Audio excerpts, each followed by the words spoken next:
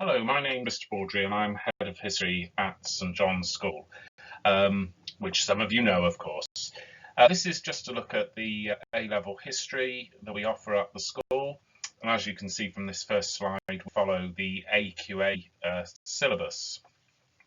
So let's have a little look at the content, the examinations, and also the coursework element as well.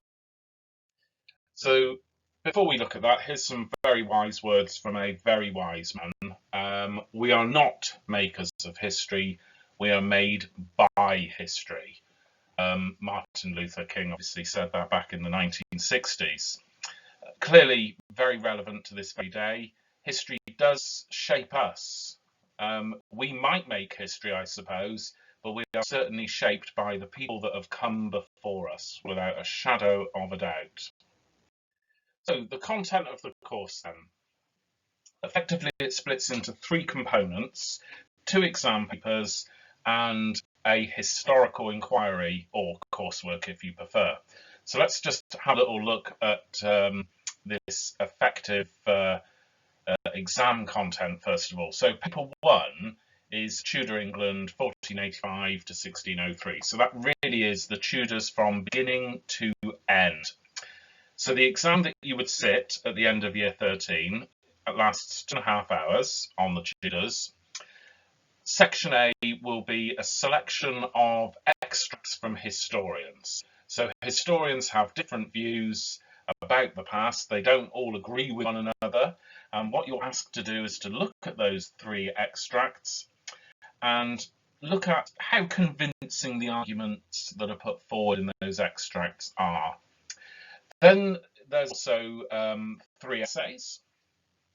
The good news is you don't have to do all 3, you choose to do 2 of them, and they obviously ask questions across the whole of the Tudor period. Paper 2, which is International Relations and Global Conflict from around 1890 to 1941, that is also an exam of 2.5 hours. You get 3 primary sources at the beginning there. So not the views of historians, actual primary sources. And what you're asked to do, again, is how useful are those sources in investigating the subject matter.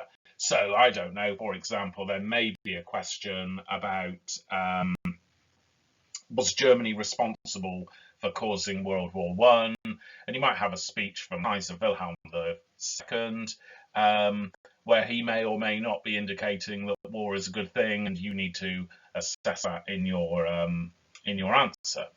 Now, one of the things you must do, though, when looking at sources, or indeed the extracts from paper 1 on the Tudors, is you've got to use your own knowledge as well. You can't just rely on the sources and the extracts. You have to use your own knowledge in addition. And also, paper 2, just like paper 1, there are 3 essays, and you choose to do 2 of them. Each exam paper is worth 40%, so therefore that leaves us with 20% left to do, which is the historical inquiry, which is a coursework element around about 4,500 words. In fact, 4,500 words absolute maximum. You are not allowed to go over 4,500 words, and that is worth 20% of the total marks. And we'll look at the coursework later on in this presentation. So let's have a look at the content of the course in a little bit more detail to give you an idea of the topics that you will be studying over the 2 years. So the Tudors. We start obviously with the first Tudor king, who is Henry VII, or Henry Tudor as he's often known as well. He reigned from 1485 to 1509. Now, Henry becomes king because he wins a battle, the Battle of Bosworth Field in 1485. He defeats Richard III, excellent play written by Shakespeare as well, Richard III. Tudor propaganda, mind you, very anti-Richard, but nonetheless a good work by William Shakespeare. Whether it's all true or not is, of course, the point of debate there. But he wins the Battle of Bosworth, he is crowned on the battlefield, and he becomes obviously the first Tudor monarch. Now, although he's won his crown, he's got to try and hold on to it. and that is a challenge. And he does come up against some challengers. So we've got Lambert Simnel pictured on the slide here. And we've also got another fellow called Perkin Warbeck. They both challenge for the throne. They are both unsuccessful, of course, but we'll take a look at those in more detail. Now, Henry, once he does have firm control of the country and opposition is effectively wiped out, he does develop a bit of reputation, and he's gone down in history as being a miser, being tight-fisted with money. Okay, we'll analyse, is that a true representation of Henry VII or not? Okay, so many questions for us to look at, looking at his power as king, his government, how he runs economy, looking at religion under Henry VII as well, but also looking at things like art and literature and music. So let's move on then. The next person we look at is Henry VIII. Now, obviously, all of us know something about Henry VIII. Of course, we do. Very, very famous king, 6 wives and stuff like that. You know, big fat fellow, and you know, all sorts of myths about him, actually. So obviously, again, we look at the government under Henry VIII and the challenges that that government actually faces. Now, Henry's got a reputation as being a very, very strong and powerful monarch. Now, here's the thing. You can see a picture down at the bottom of this slide that says the Pilgrimage of Grace Rebellion. The Pilgrimage of Grace Rebellion happens in the 1530s. It is the biggest rebellion against any Tudor monarch. Okay? Due to the cleverness of the king's ministers, he is able to defuse the situation, and it does not lead to a pitched battle. If it had, then the rebels outnumbered the government troops by around about 4 to 1, we think. Okay, so on the basis of numbers, Henry's army would have been defeated, but Henry and his ministers cleverly defused the situation. Now, Henry is not like his dad. His dad, Henry VII, was very much a hands-on, hard-working monarch. Henry was a little bit more laid back. He had big ideas and big themes, but he delegated to others to follow out his orders. And the first person that he chooses to do this is Cardinal Thomas Wolsey, who you see pictured there. So we'll look at Wolsey's government and how he runs the country as well. So moving on, another one of his famous ministers is Thomas Cromwell. And we will look at what Cromwell did. Cromwell made very famous by the Hilary Mantel novels, including War 4. And Cromwell is an incredibly astute, bright politician. Make no mistake about it. Whether you agree with what Cromwell did or not, well, that's a matter for debate. But Cromwell was very, very influential in securing divorce from Catherine of Aragon. I shouldn't say divorce, actually. I should say annulment of Catherine of Aragon marriage. He's also involved in the dissolution of the monasteries as well, very much involved with that. And of course, we'll take a look at the 6 wives. So Catherine of Aragon, Anne Boleyn, Jane Seymour, Anne of Cleves, Catherine Howard, and Catherine Parr. So we'll obviously look at those in a lot more detail as well.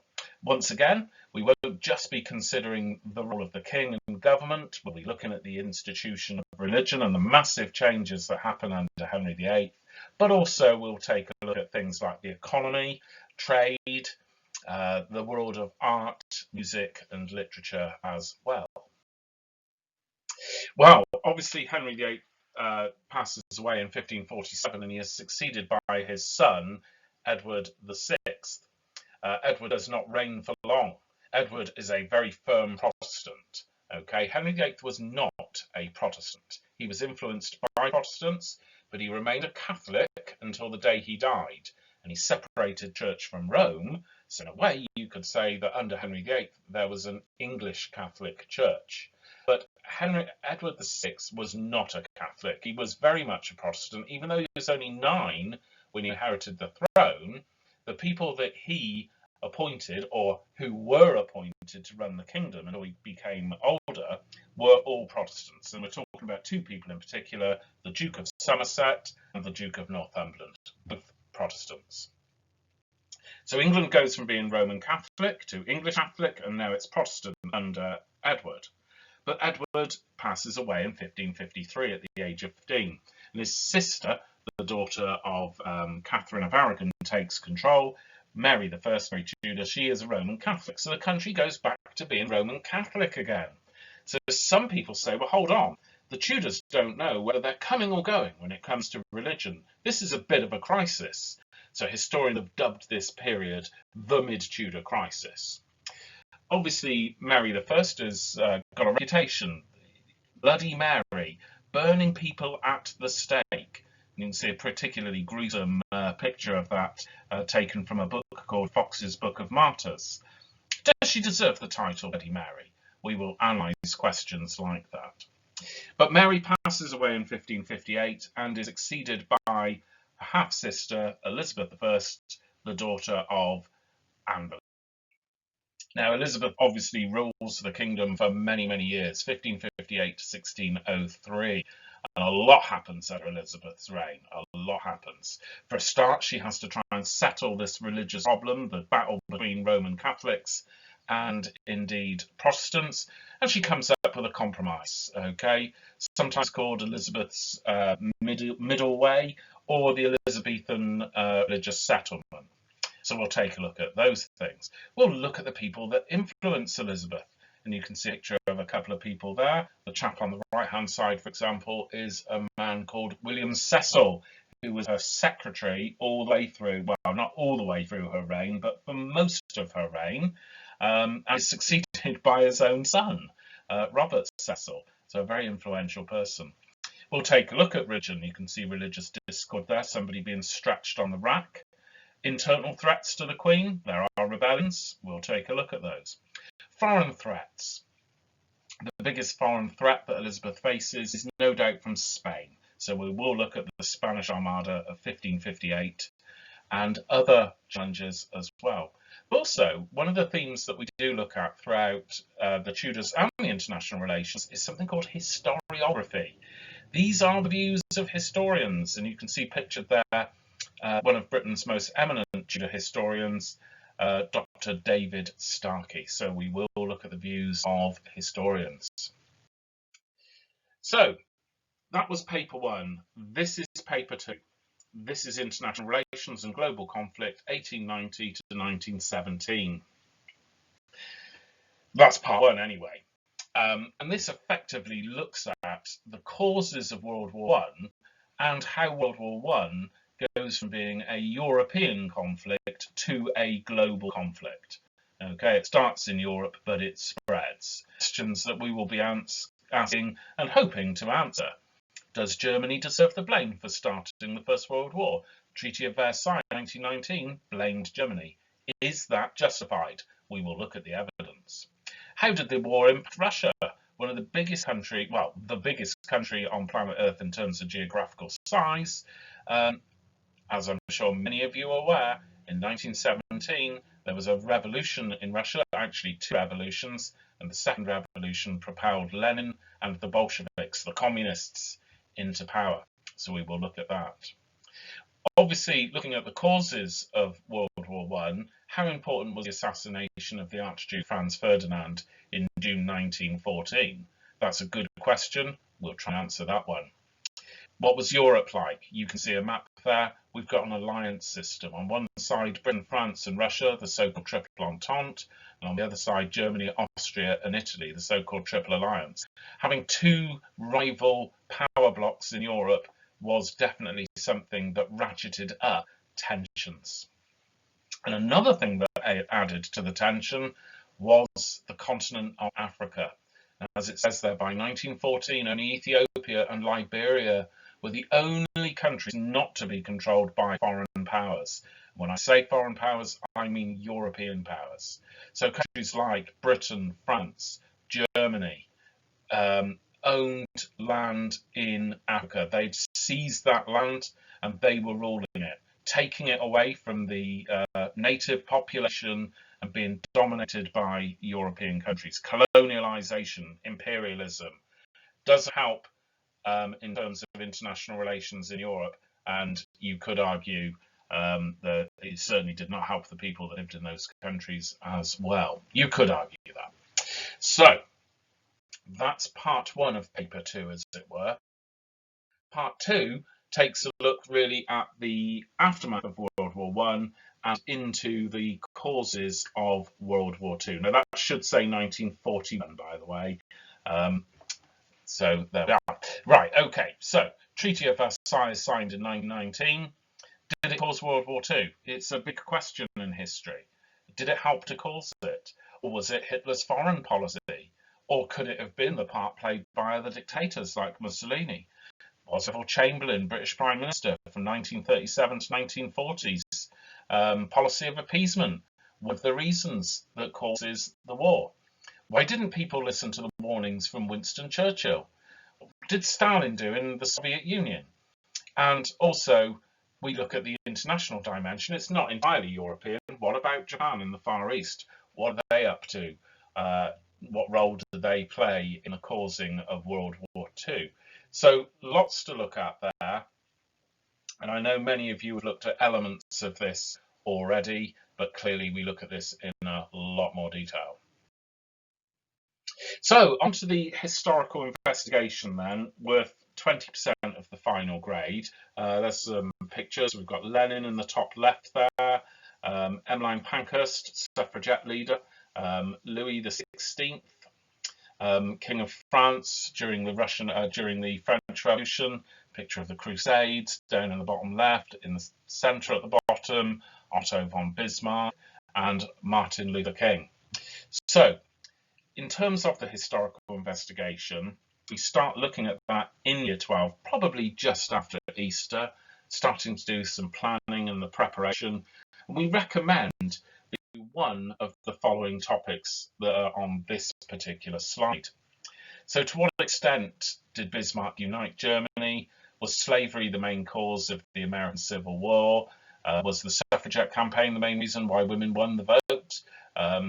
Was Martin Luther King the main driver in US civil rights? The causes of the French Revolution, the Crusades, troubles in Northern Ireland, why did they come to an end, and the fall of Tsarist Russia. All of these titles have been approved by the exam board. They've been successful in the past. I see no reason why they shouldn't be successful in the future, and there's a wide range of choice there. Okay, so that effectively is the rundown of the course, the two exam papers and the coursework, and you also know roughly about the structure of the exams as well. So I will finish off with this one slide from George Orwell. And Orwell says the most effective way to destroy people is deny and obliterate their own understanding of their history. And I couldn't agree more with Orwell. Understanding your history, or the history of the world, is very important to understand where we are today. Thanks for listening.